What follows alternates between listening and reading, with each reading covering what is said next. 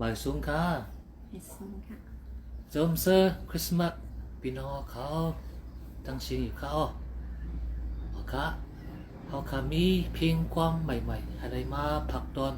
จู่ถึงพี่น้องเขาจำหนักฮอดมาในวันปวยคริสต์มาสในเขาหัวข้อก็มันตั้งชื่อไว้ว่าเกิดเล่งพุนก้นเฮาในเขา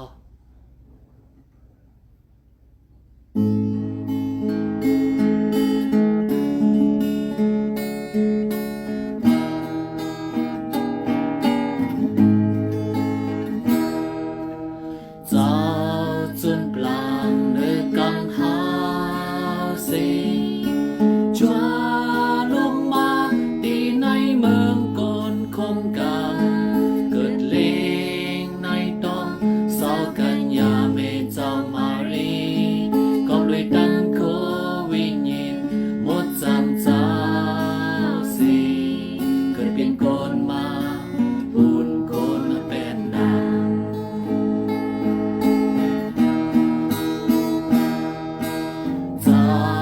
จนปลางเนื้อกังหา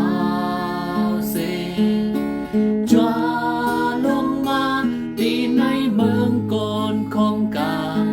เกิดเลงในต้องเศร้ากันยาเมเจ้ามารีก็เลยตั้งโควิญญาณหมดจำเจ้าสิเกิดเป็นคนมาบุญคนเป็นนางคนเฮาได้นอนแนวไหลตั้งเกชอเจ้าพระหักเนื้อคนคนกลางยืนยันตั้งใจหักเอาเจ้าเกชอเกิดได้มาบุญคนเฮา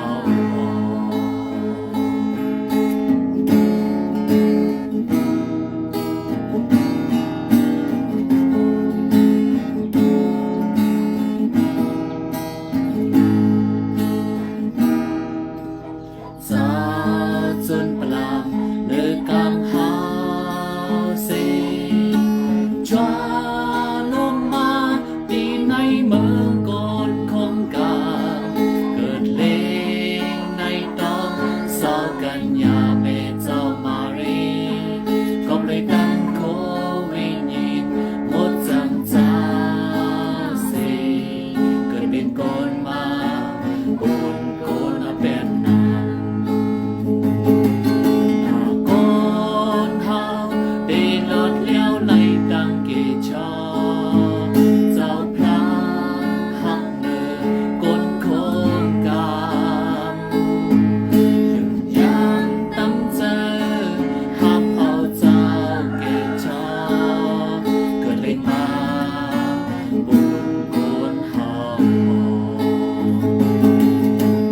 คนเฮาได้ลดเลี้ยวไหลตั้งเกชอ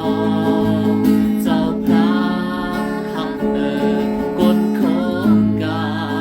มยุ่งยามตั้งใจหักเอาเจ้าเกชอเกิดเลยมาบุญคนเฮายุ่งยามตั้งใจหักเอาเจ้าเกชอเกิดเลยมาบุญคนเป็นนางเกิดเลยมาบุญคนเฮา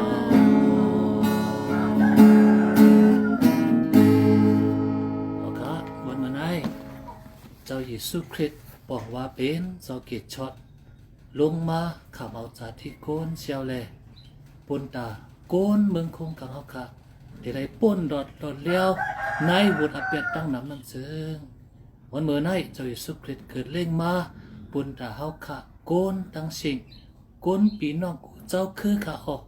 นังเฮอปนได้ตั้งเกศช็อตป่นดอดเลี้ยว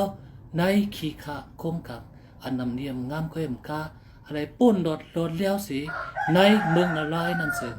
พาเป็นเจ้าหักเหนือโกนเมืองคมขังเอาคาเซียวปล่อยใจลูกจอนมีปลาเหลียวอันเป็นเจ้าเยซูคริสต์เจ้าเกศช็อตเซียวแลบุญก้นเฮาค่ะ ตาที่ไรตั้งขีดชอดอันวานั้นเฮาค่ะไรเฮ็ดความยองย่ออะไรผักตอนสู่พี่น้องเขามีจึงหนังไหนอยู่ค่ะอ้อพอค่ะสืบเสียวแล้วค่ะที่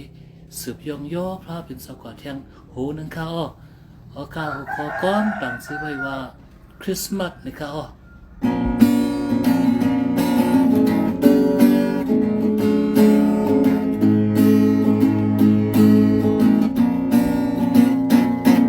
กันจงเซอร์คริสต์มาสอ่อนกันจงเซอร์คริสต์มาสอ่อนกันจงเซอร์คริสต์มาสตั้งมันกังหอบเขาเฮ็ดกว้างฮาเลลูยาฮาเลลูยาเจอเฮากูก็อ่อนเฮ็ดกว้างฮาเลลูยา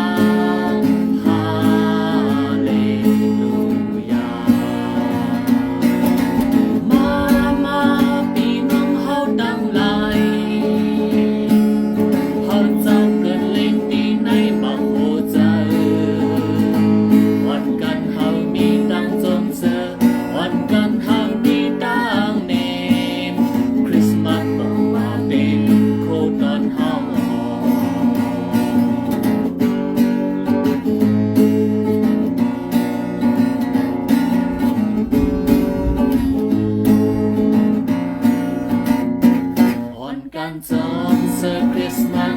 อ่อนกันจงเซอร์คริสต์มาสอ่อนกันจงเซอร์คริสต์มาสตั้งมันกังหอบเขาเฮ็ดกว้างฮาเลลูยาฮาเลลูยาเจอเฮากูก็อ่อนเฮ็ดกว้างฮาเลลูยา